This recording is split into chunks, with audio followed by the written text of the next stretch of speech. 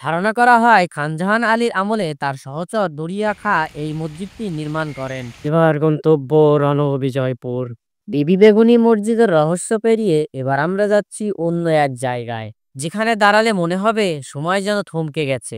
এমন এক মসজিদ যা 1 শতাব্দীরও বেশি সময় ধরে বয়ে চলেছে ইতিহাসের নিঃশব্দ সাক্ষী হয়ে।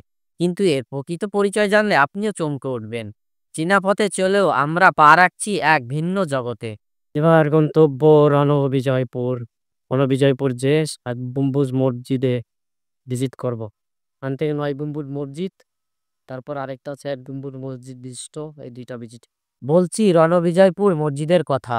বাগেরহাট জেলার সদর উপজেলায় ৬০ গম্বুজ মসজিদ থেকে প্রায় ১.৫ কিলোমিটার পূর্বে ৬০ গম্বুজ ইউনিয়নের রণবিজয়পুর গ্রামে এর অবস্থান।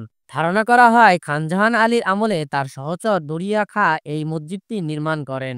স্থানীয়রা এটিকে ফকিরবাড়ি মসজিদ বা দরিয়া খাঁ মসজিদ নামেও ডেকে থাকে। আজকের পর্বে আমরা জানবো রণবিজয়পুর মসজিদের কথা। তাহলে চলুন এর ইতিহাস জেনে আসি। খানজাহান আলী কর্তৃক স্থাপিত মসজিদ, যেটা ১ গম্বুজ বিশিষ্ট, তবে অন্যান্য গম্বুজ থেকে এর একটু বেশি বড়।